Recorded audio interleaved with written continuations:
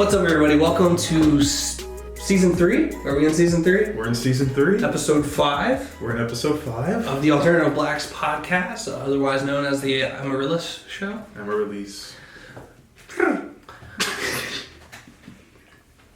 So as craft beer enthusiasts, we're all aware of a couple anchors of the industry, right? We're going to talk about Boston Beer Company. We're going to talk about Sierra Nevada, New Belgium, and then we're going to also look at some of the, I guess I would call them newer pioneers, as Voodoo, Iron Hill, and their place in the craft beer industry.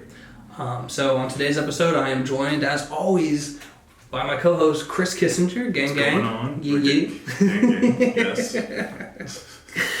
As always, we aim to highlight the lack of diversity in craft brewers and in the industry, and try to bring more diversity to the industry through our podcast and our Instagram. So make sure that you follow us at Alternative Blacks Podcast on Instagram and subscribe to our Patreon, link in the bio.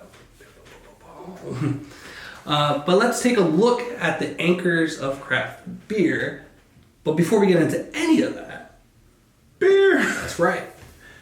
What do we got today, Tyler? Because this is all you. That's true. So it is Other Half's 9th anniversary, which I feel like they've been around for so much longer, I felt. So they had a bunch of different, they had 9 different collaborations. This one is number 4. It's an IPA. It is collab with Highland Park Brewery and Monkish Brewing Company. Ah, yes, Monkish. Yeah, LA is in the house for our 9th anniversary with the IPA hopped with our passion fruit and peach forward Galaxy and a new hop, HBC 1019. That has huge peach ring notes. So it's a peach ring beer.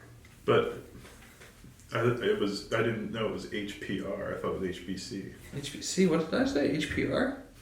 Huge peach ring. Drink your beer. It has notes of peach ring, oddly enough.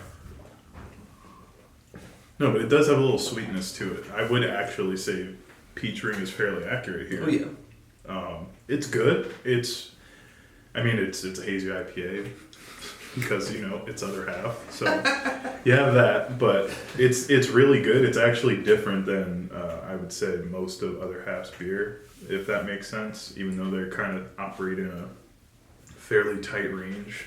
Yeah, I think this has that very distinct flavor to it that kind of takes it out, where it's okay, if you put this in a lineup of other hazy beers and I was meant to take the peach ring one out of that lineup, it would be, I think, fairly easy to pull that out. If you did with other half beers that weren't the peach ring. Yeah, I would say that.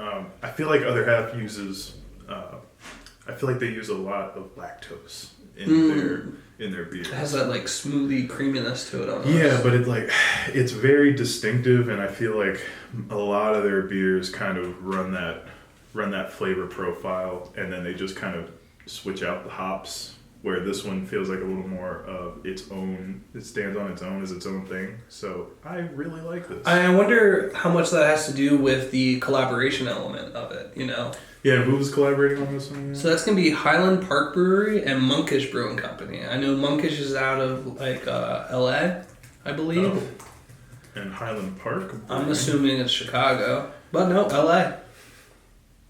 Yeah, Los Angeles. Wait, is Other Half out west? I don't know how far Other Half actually makes it out yet. I think they're fairly just East Coast. Yeah, I thought there was one. There's one upstate New York. I think. Yeah, they have some in the Finger Lakes. It looks like. Finger Lakes. DC, yeah, Philly, DC. Couple, New York. That's right. New York. Right, exactly. But they're really Buffalo, Philadelphia, DC, Finger Lakes, Rockefeller Center, Domino Park, Center Street. Yeah. Wow, I didn't realize they had that many locations actually. Yeah, and it's every time that they have a interview, they're yeah, we don't know if we're I think we're done expanding, and then the next month there's a news article and the Other Half is expanding into. Well, that's because they already solidified that deal in their minds. Now they're finished expanding. That has to be it. But let's say they have what? 1, 2, 3, 4, 5, 6, 7 locations at the moment, and that's not even the most that we're going to be talking about today. Yeah, which is crazy. But I didn't know that. That kind of adds them into kind of what we're going to talk about a little bit here with the new anchors. So before we get into the conversation, what would you rate this? Ooh, this is. I feel like a general staple for Other Half is 4. It's like a straight 4. If I drop something underneath a 4 from Other Half, I didn't like it. there's an issue. This got to be a 4.5, easy. I'm gonna go 4.5. I'm pretty sure that's what I gave it, was a 4.5, because I definitely tried all of these yesterday. I thought you were gonna say it's because you have an obsession with peach rings. I love peach rings. I know. They are the best. You used to have like the industrial gummy bears and the industrial peach rings. it goes gummy bears? Yeah. Peach rings. Peach rings. 20-pound bag of gummy bears, 10-pound bag of peach rings. Right, the 5-pound Twizzlers. Yeah. You basically had like the bulk candy counter glass behind the glass, but it was just like in your room, just to set Just up. take out the little shovel right into the mouth. Yeah. Why use the shovel? Just use the hand, really. It was only so I could share it with people. Nature shovel. Nature shovel? Yeah, nature shovel. All right, so let's get into kind of introducing our topic here, and we're going to be discussing some of the big names in the early craft beer scene and kind of how they positively and negatively affected the craft beer industry up until today. Yeah, and so when we think early brewing companies, we're thinking Sierra Nevada, we're thinking Boston Beer Company, New Belgium, those type of names that were there in the beginning and are still kind of around. No, kind of around. They are around. They around. So, let's talk about Sierra Nevada for a second here. One of the positives is obviously they're one of those original pioneers from the 1980s and the original craft beer movement out of the West/Midwest, and they continue to be a major player even today. Their pale ale is pretty much like a staple classic in a lot of people's fridges. Oh, definitely. And like when we're doing home brewing, that's one of those beers. Like that's one of the first beers that I kind of looked at to try to replicate, and that's widely available. Never under the name, but it's like but it's like oddly. It's like what's that Uncanny Valley? It's kind of like the Uncanny Valley of beer names. Right, exactly. It's like Sierra's. Sierra Las Vegas. Right. But Sierra Colorado. But Sierra Nevada also has like a really strong commitment to sustainability and have implemented green practices into their brewing process, which is huge when you're thinking about the huge amount of water waste that usually goes into creating craft beer. Right, and I think New Belgium also has some of that same history, right? They were an early craft beer pioneer. Same sustainability practices, but on the negative side of some of these breweries, Sierra Nevada, New Belgium specifically, a lot of people say they've lost touch, with that small independent brewery feel and become too mainstream, and they've also been criticized for aggressive expansion and acquisition of other breweries. What do you have to say to that, Tyler? But it's so funny because like even one of the breweries that we're not really bringing up on this episode, it was like Stone. Stone was huge. We've talked about it on different lives and episodes where they went after smaller breweries for having Stone in their name, and sometimes not even smaller like companies. They went after macro companies like Keystone. Yeah. So it's really interesting to watch. Stone said that they would never sell, and then they sold to a Japanese company. So that's interesting. I forgot about that, actually. Yeah. But what's important to note with Sierra Nevada and New Belgium, they provided a lot of opportunities for growth and development. So while they are expanding aggressively, this growth and development in the craft beer industry, it's hard to say how much of that would be here without actions like this. They've also helped educate and raise awareness about craft beer to a water audience. Like Miller Lite. That's true, though. If you think You're about right, it. exactly. They've literally expanded to the water audience, which is a wider audience. You like that? We're killing it, and we have some statistics later that prove that. Mm-hmm. Okay. New Belgium has also had a very strong commitment to their community, and they have implemented employee ownership and profit sharing, which is very interesting. Yeah, we're gonna have to have a whole episode on that type of ownership, because there's a couple breweries, at least 5 that I'm aware of, that are essentially employee owned. Okay, what are they off the top of your head? You have Harpoon, you have New Belgium. I think technically Tired Hands is in that list. I don't know if they've made the list of the one I was talking about, but they're on. Yeah. They're definitely considered on it after the whole debacle. Ah, yes, the debacle that shall not be named.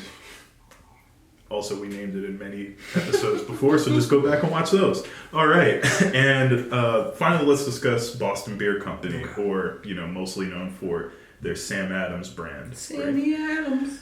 For your cousin from Boston. So the positive aspects of Boston Beer Company is that they've helped introduce a lot of people to craft beer, and I think they've pretty much been kind of credited with that craft beer push, being the originator, one of the very early originators that really expanded out and really pushed that different level of craft, if you will, into the mainstream, and that's kind of why they're heralded in that way, because they've been able to distribute and market their beer so well, and they also have a commitment to using high quality ingredients and traditional brewing methods. Yeah, Jim Koch. It could be all of the above. Because I feel like that name is pronounced so many different ways depending on who we're gonna go with Koch for this. Koch. All right. Yeah, Jim Koch is definitely an interesting individual. The designer of our logo actually is a designer at Boston Beer Company now. So they have their hands in everything. Exactly. Yeah, they reached out to us. That's what we're saying. What we're saying is we are not at all. We got to cease and desist. Yeah. It's gonna come right through the door as we're filming this. Right, but Amy was one of those people that I wanted to bring on an episode a while back, and now even more so because through different conversations with her, as she's worked there longer, she gets a better understanding of the company, and it would be really interesting to get her take on some of these positive and negatives. But they have a really strong philanthropic arm, right? They have this program called Samuel Adams Brewing the American Dream Program. There's no way I was going to remember that. I had to read it. Which helps small businesses, owners in the food, beverage, and hospitality industry. Sure, yeah, and once again, there's negatives with everything. I think when you talk about big companies, there's always going to be negatives in this capitalistic dog-eat-dog world that we live in. So, I'm trying to create the gravity, the gravitas. I was waiting for you to start barking like DMX. Where my beer's at. Brew with me now. Okay.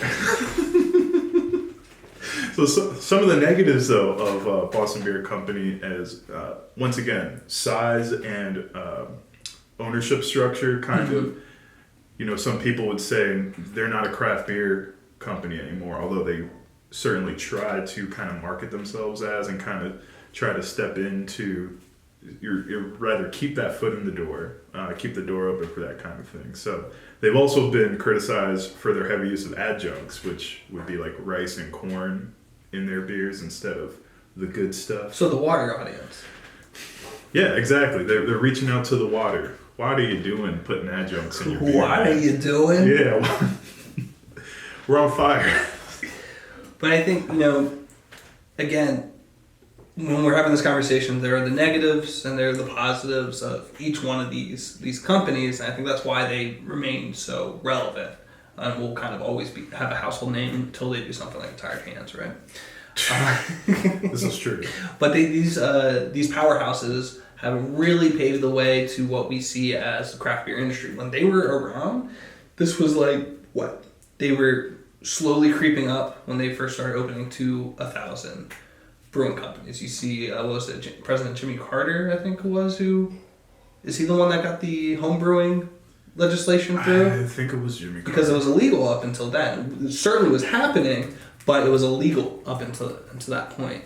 And so you had under 1,000 brewing companies, and then now we've, I think, expanded over that 9,000 mark. So without these guys, Yeah, we wouldn't be where we are today. That's Right. certainly true, and it's definitely fair to say that they paved the way. But is it out with the old, in with the new? Find out all this and more as we continue on with the episode. So that's kind of the basic background of everything that we're going to kind of try to get into today and discuss. So what are your thoughts about the impact of these big names in early craft beer on the industry today? I think what's nice, it's like, I think beer a lot of times, and you'll see it on the marketing, it's comparable to hip hop. All right. Yeah, All ready right. for this hop? You ready for this hop take? Oh, Jesus. It's early on. You had these pockets, right? You had like and that's what these styles are known as, right? You had your West Coast style IPAs. You had your New Englands. You know, who are you looking at? I'm breaking the fourth wall because we're all looking at you like, how are you going to wrap this one up? How are you bringing this one back around? But you have all these pockets of areas, and for the most part, the distribution's not there. So unless you're there, you're not getting access to these breweries. But you have all these. Literally no one is believing this. Is it like how you had to have the cassettes for like? Yeah, like, except Master it's like Flat little States. bottles. Right. You're on the street corner Cassettes, passing bottles, it out. Yeah. You passing out your There's your just little homebrew on the there's corner. little mix and matches going out. Little mixtape. Mixtapes, yeah, taped together. Mix six taped together. Six tape together. Oh God. Okay, but I get that point though. I think that's certainly. I feel like that's certainly something that can be said about a lot of things in terms of like in the beginning, it's very Right. regional, especially back in the day before the internet age. Right, and this is what we're seeing. So the way that we look at like a Sam Adams, the Sierra Nevada, like all these other places, we're looking at blueprints of how to be successful. I think other brewing companies ended up being able to see, here we go with like some of these markets that are being a little more aggressive. Boston Beer Company being a hyper aggressive company, buying Dogfish and whatever else that they can get their hands onto, right? Right. And being able to produce at such a high level. So it goes from, okay, cool, we are only in this little market, and we are this micro or this nano craft brewery, and we're doing it for the community. Or it becomes like, well, everyone should have access to this, and we're just gonna like ship it out. Because I think there is something to be said about Sam Adams versus Treehouse. This is true. Right. But from a positive or negative standpoint, I guess, like, I think there's almost craft beer is like the counterculture, Mm-hmm. and then as those got bigger, there was like an internal counterculture of exclusivity that kind of came out of it, where people appreciated. It's almost a traditionalistic sense at the end of the day, as well, I guess, of like we are regional and we're fighting the power of the macros. Excuse me, and now it's kind of flipped. So now you see it more as like hip hop came into pop culture and is now on like Billboard 100, and all that kind of stuff. So Drizzy Drake, Well, first of all, he's not hip hop, so I don't know what we're talking about. but Sam Adams isn't craft beer. This is a fair Sam point. Adams is the Drake of craft beer. You've heard it here first. Why is this? All right, so now that we've lost all of our main audience, at least in Canada, which I suppose isn't Does the Canada worst even thing. have craft beer? Good question, Tyler. Does Canada have craft beer? It does. I Another- definitely have. Another episode should be craft beer scenes internationally.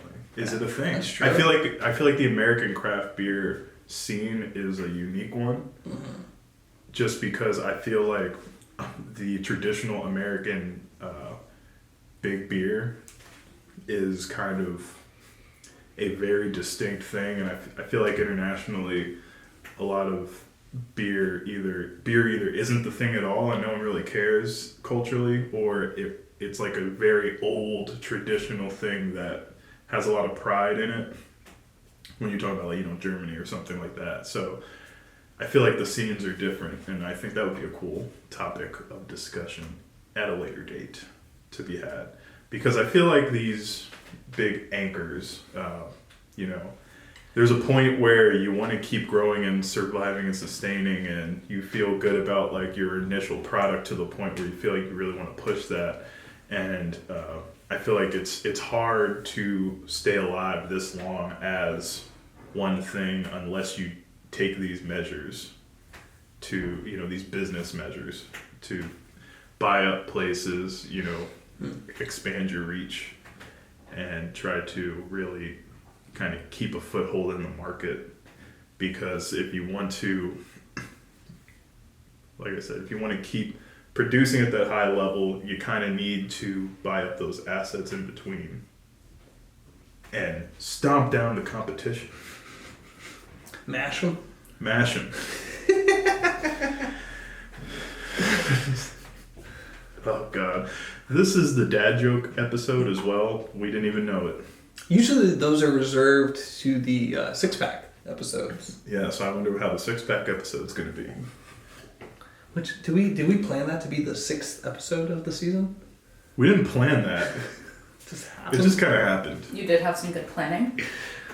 Gotta give a shout out to the Amaryllis of the team, Yeah, She's a good manager. he's a good Amaryllis. who never wants to be on the episode, but whose voice always makes it. Always makes it. No, on these past 3 episodes.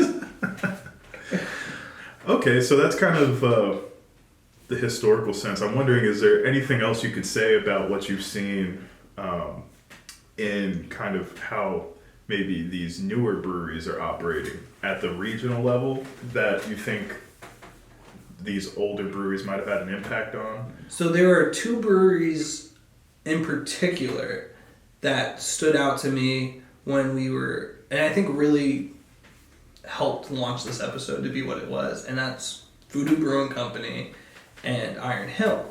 Because that's one of those, at least regionally, we drive places or go places, and there's always an Iron Hill. There is. For this region, always an Iron Hill. Always. Now, Voodoo, I actually didn't know the whole history behind them. I thought they were more Pittsburgh-based, but they're actually, like, I think it's Meadville they? or, like, Media. Yeah, but it's still that area. It's Yeah, north, right. but it's still that area. But it still had, I didn't realize how large of a reach they had until the last couple of years when I was looking at them. And then even Yeah. then, I thought it was like, oh, 1 or 2 here, like sort of like an other half sort of thing. But as we're seeing, other half isn't even a 1 or 2 here. Yeah, that's true. They're like 9. But You know when someone says a pinch of salt and then that pinch turns into... so you're talking worst cooks. Yeah. Always bring back to worst cooks. I think it's perfect. It's a perfect analogy for everything. Worst cooks is the perfect analogy, everything. Shout out to Carla. Nothing like a 15-year-old reference considering when that aired, but It's all about discovery, much like craft beer. It's all about when you discover something. Pseudo-Sue might be the best thing in the world when you first discover it. I still think it's up. I still think Pseudo-Sue holds up. I will fight people to the dying death on that one. As a pale ale, can't go wrong with Pseudo-Sue. But Voodoo has about 15 locations now throughout the whole U.S. Iron Hill is a regional one. So when I'm thinking about new models that we see, I am thinking about how do you expand without becoming somebody that purchases everybody and like becomes too big. So they have ownership and they offer sort of, I think they go on a mainstream scale, but in the same way that like maybe like a McDonald's franchise would do it, right? So like you're a franchise owner of it, I think is how that operates. Right. They basically are just in the market for franchisees. Right. to Hey, you want up to their open own- this? Yeah. We got this. Versus like, hey, we want to buy you. Right. We're opening up a location owned Right. and operated by us instead. So I think that Franchise. creates like a new door that wasn't quite open yet. Like the template was there, but no one had the key to like just like, okay, what happens if we just? Do you think that's a good thing? I think that remains to be seen. I agree. I don't know enough. So before we move on, I just want to hit some terms, some definitions real quick so that everyone can understand kind of what we're talking about in terms of sizing breweries. Because we think, what is a craft brewery, right? What's a microbrewery? What's a macro brewery? We don't know. Yes, we do. We have some definitions. So, first of all, we talk about production, right? In volume. We have the U.S. beer barrel. Barrel is a volume unit. It's 31 gallons, okay, for our purposes here. Per barrel. Yes. Right. So each barrel is 31 gallons, U.S. gallons, for all you international folks. So a microbrewery produces less than 15,000 barrels per year, and that equates to about 465,000 gallons of beer per year. But also, they have to sell 75% or more of that off-site. If they sell more of that on-site, then it's either considered a taproom brewery or a brew pub if they have food services. Unless you're New Jersey. Yeah, or if you're in New Jersey, just fuck you then. Fuck you, we're going back to the 20s.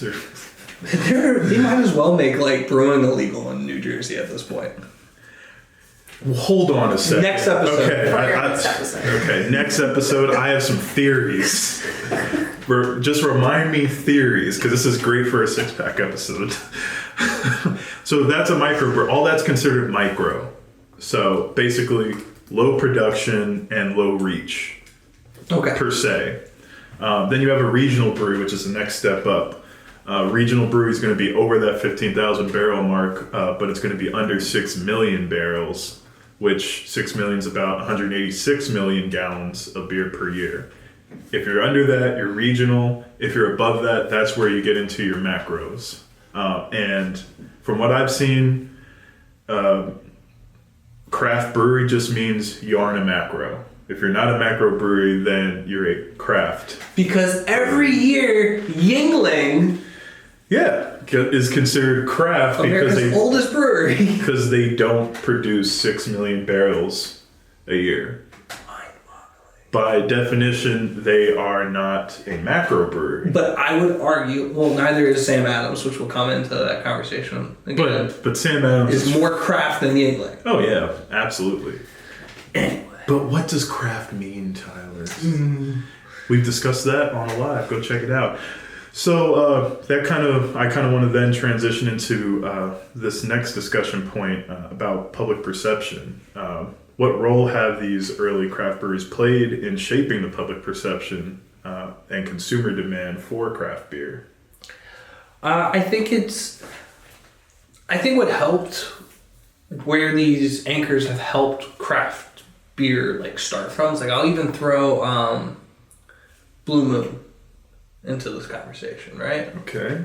Whereas you start to talk to someone who doesn't know a lot about craft beer but wants to kind of get into it. I was like, well, what do you like? And it's usually, well, I like a Blue Moon. I like a. I feel like that's fairly common. Right, and it's just like when you start to see people start to get into craft beer, a lot of times it's like, oh, I really like Sierra Nevada's like stuff, or I really like the Boston Lager. You know, it's a good stepping stone. They have created that stepping stone, and I think what helped was the stepping stone wasn't. It was no longer Miller Lite to Pliny the Elder. So just more accessible. You got this little middle ground here where you could take that step. You could go Miller Lite, you Blue Moon, Sierra Nevada. You didn't need mountain climbing equipment to reach the next level. But Coors Light. Shut up. Oh no, that's a fair point. Actually, I would agree with that. I think accessibility of a product that isn't just your standard, because the difference between a Miller to a Budweiser to a Coors, it's not that big at the end of the day, and you might prefer one over the other for very small differences in the grand scheme of things. But to see these other breweries, even like Boston Lager, which it's a lager, it's not like a pale ale, which is kind of different, especially when you're talking about like Sierra Nevada's pale ale, or even Fat Tire from New Belgium. Mm-hmm. Like these are kind of the difference between them and the macro beers is completely bigger than the differences that all the macro beers have, like that range. You know what I mean? It's kind of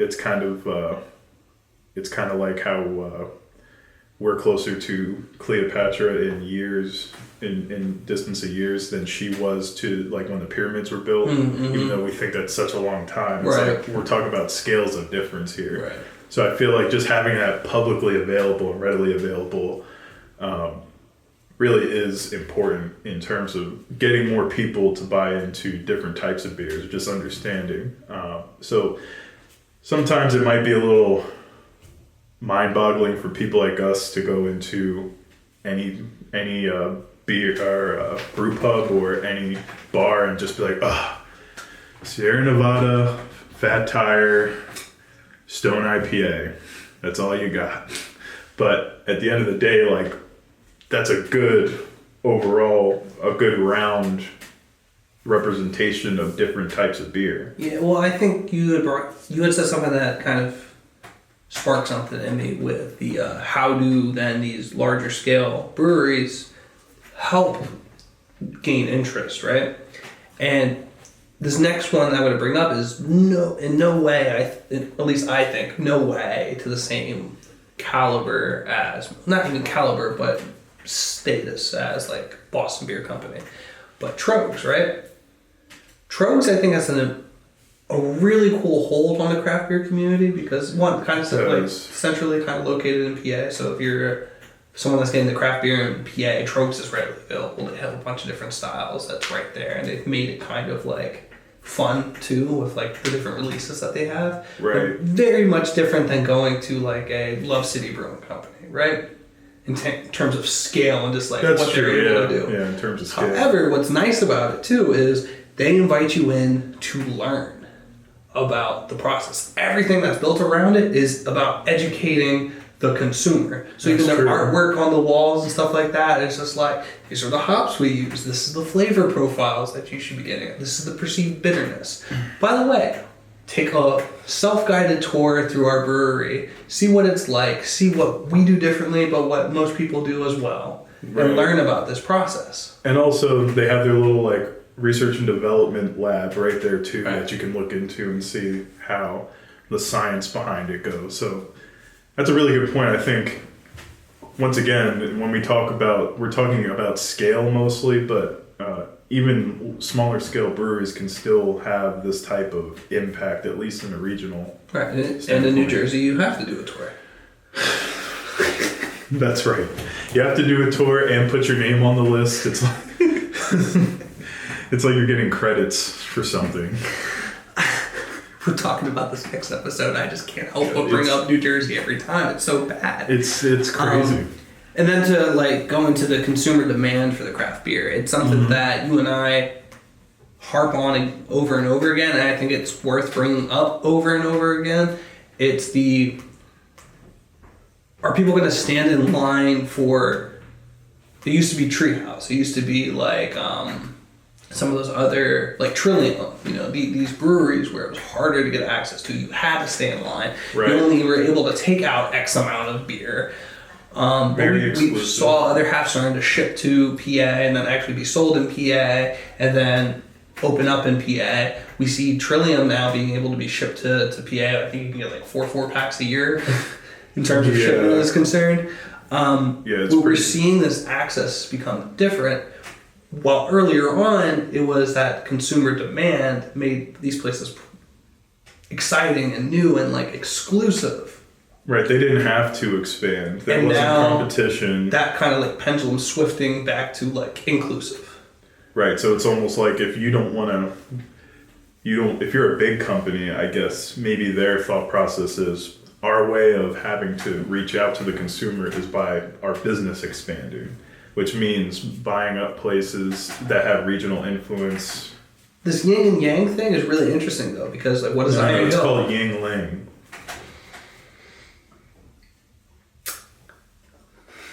Sorry, what were you saying? So like what Iron Hill does Yeah. really well is they have specific beers based off their locations too, right? They have They their do. regular available ones, but they brew at every single one of their locations. And so they have stuff that is this is like Philly specific, right? So like Phoenixville had like award-winning ones, right? Yeah. So like the Phoenixville Iron Hill award-winning beer isn't an Iron Hill award-winning beer. It's a Phoenixville Iron Hill award-winning beer.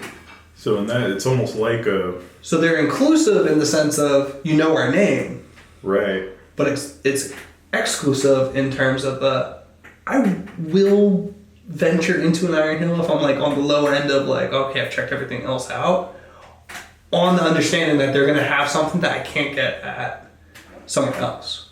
And they do that with Sam Adams too, based off of the different locations. There might Okay. be something that's like more readily available, or for instance, they'll be like, this is only available in the Boston area or the Boston Tap Room. Like you can get your Oktoberfest everywhere, but you might not be able to get like one of these draft beers True. That's a in fair California, point. even though it's available. That's a fair point. I think, you need to be big enough and have kind of enough infrastructure and capital to be able to do something like that. Yeah. Because a lot of places that have multiple locations might only brew at one or two of them, and then they just shipped everything else. So Other half. right. And early on, I thought Other Half was just like losing beer on their way down to DC from New York, and it just kind of fell off the truck in Pennsylvania. And right. that's how we were getting. They were getting like robbed. Yeah, they were getting. Give me Other Half. They were getting robbed by Pennsylvania distributors. Like DC's like, what the fuck is going on? it's like they're paying taxes in cases of beer instead tolls coming across the bridge into Philly. It's just like a cattle of like cattle. What is a herd of cows? A herd. A herd. I've done one beer. Alright. I've done one You're beer. so close, guys. We're so close. A herd of deer. A herd of deer. Herd of beer. Well, isn't there a gaggle of something? Goose. Gaggle of goose? Geese. Is that a thing? And there's a murder of crows. Crow.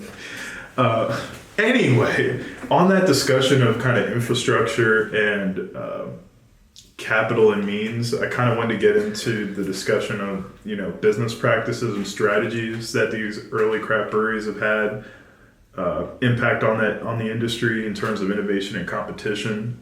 Because my thought process is, there are negatives, obviously, as we discussed, in terms of maybe them trying to keep the competition or what they perceive as the competition down instead of being a little more inclusive in some cases, or just kind of being more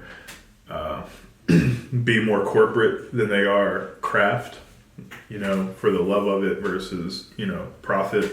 But, there's something to be said about the environmental impacts that, small breweries can't really, they don't have the money to invest in the research and development aspect of getting the brewery systems at that level to such a point where they're reducing their waste completely, or coming up with new technologies that would increase production efficiency, decrease waste, whether it's water waste, grain waste, that type of stuff.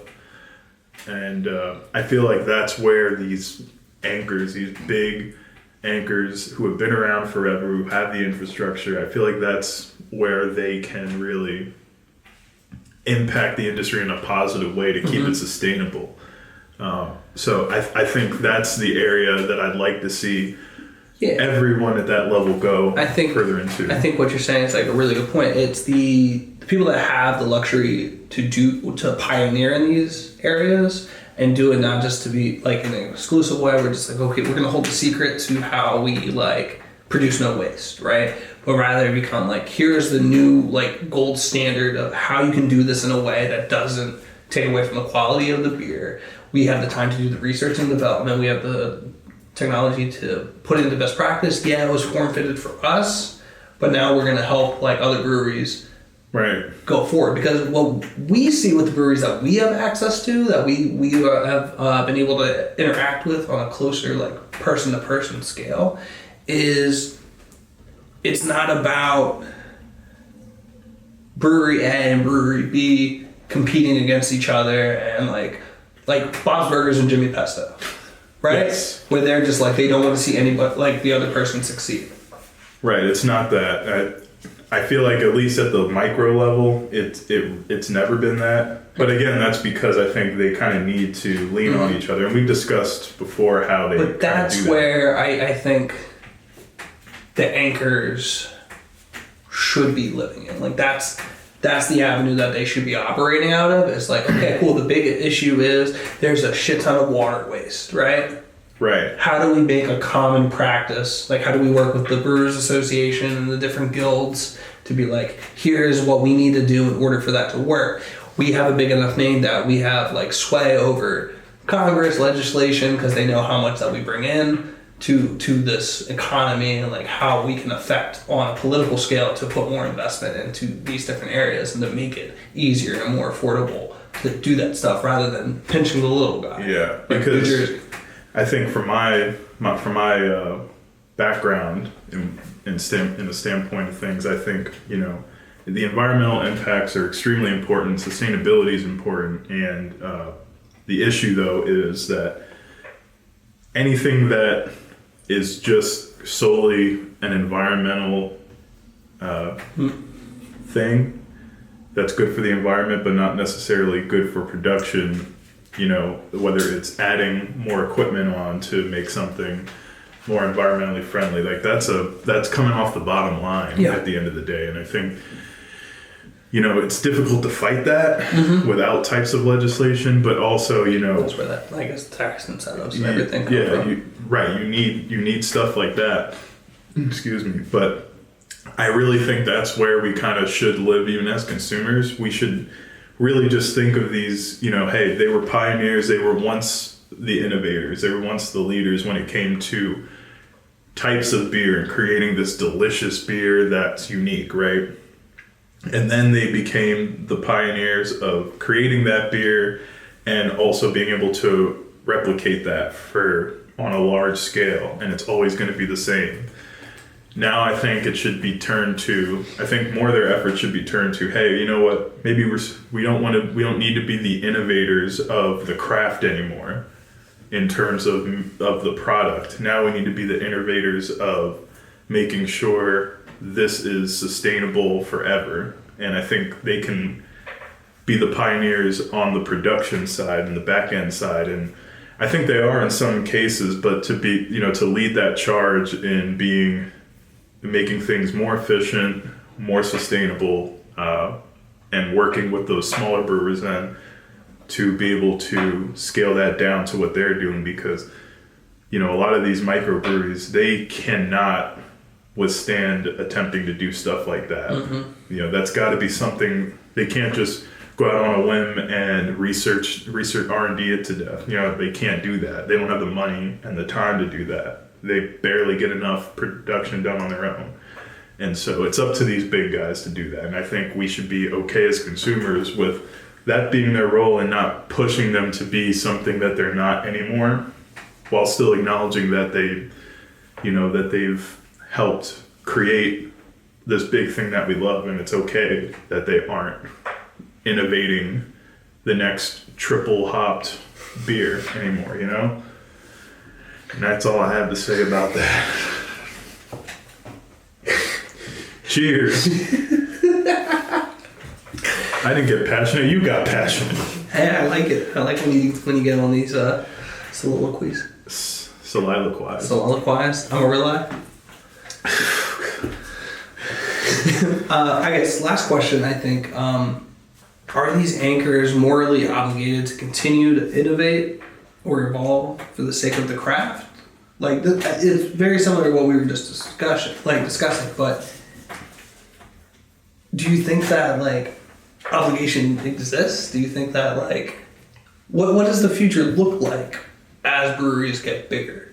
Yeah, I think going back to what I was just saying, I think morally they don't have to kind of continue to develop the craft in terms of mashing all these, creating hops and mashing all these hop combinations together, or creating this weird sour beer. Oh yeah.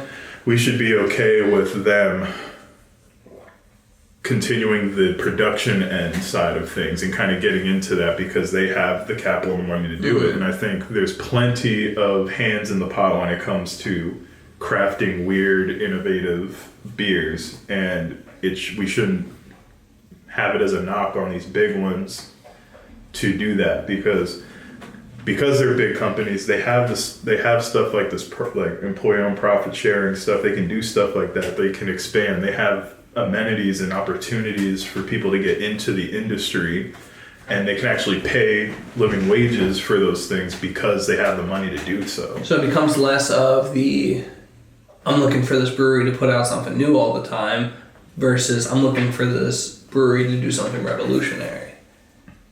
Ooh. Right. Gravitas. Because I think that it becomes like flipped again then onto the consumer, like what that consumer demand is. I think currently we exist in I want something new, I want something that's never been done, and that's where I think we pigeonhole some of these bigger guys sometimes, where we're like, well, we want to see this, but at the same time we want to see more diversity, we want to see more ways of inclusion, but we also we have this climate like activism that's going on as well. We want to see this done in a more sustainable way as well, because climate issues are race issues too, because who gets hurt by this type of stuff, right? Right, the people with less access to resources.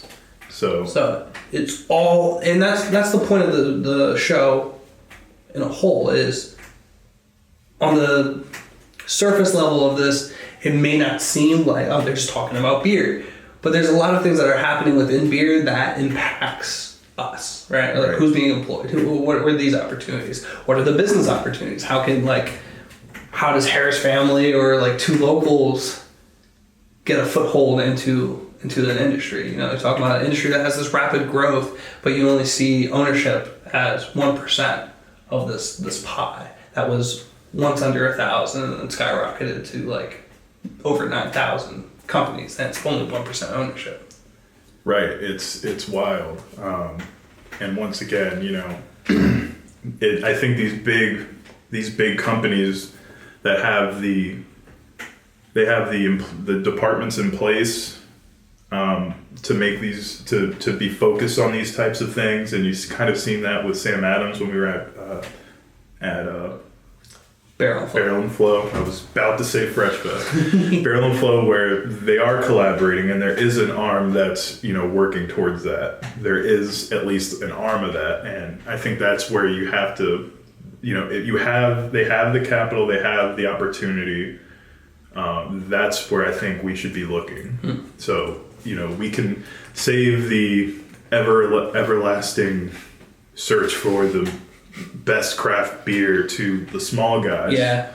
And kind of allow these bigger companies to do this type of work while still putting out, the consistent beer that's gotten them to this point. I think that's a perfect way to wrap up this episode. It's like everything. You're going to have the pioneers that start off, and you're just going to see everybody get better and better as history moves forward. That's just how it should work. And so we're just trying to open up the dialogue. All right, so for those listening and got this far, mea culpa, I messed up. I forgot equipment. Because I am scatterbrained. Let's get the podium out in front of you. I'm deeply appalled and ashamed. Yeah, seriously. I was even asked, do you have all the stuff for the episode? I was like, yeah, of course I do. Of course I do. Yeah, I didn't. So we're doing this right off the camera audio, and we looked away from the camera for a little too long, and it stopped recording. Yeah, you look away for the camera for half a second, and it just completely ruins everything. But the basis of this episode was like looking at these innovators not to be gatekeepers anymore, and just to create more opportunities for what you said, if it made the cut, for the smaller breweries to become the next great brewery, the next great beer. That's what we're really looking for. We walked so you all can run. Right. So we're going to let you guys run as we continue to kind of lay the foundation. Exactly. So this was the anchors of craft craft beer. Yes. Make sure that you are following us on Instagram at the Alternative Blacks Pod. Subscribe to our Patreon if you want to support us, but also just listening to the episodes is a good way of supporting us. Every time you listen to an episode through Anchor, we earn some money through the ad that plays in the beginning of it, so you can support us just by listening. So subscribe, rate us, share this with whoever you want. We love you guys, and until next time. Peace.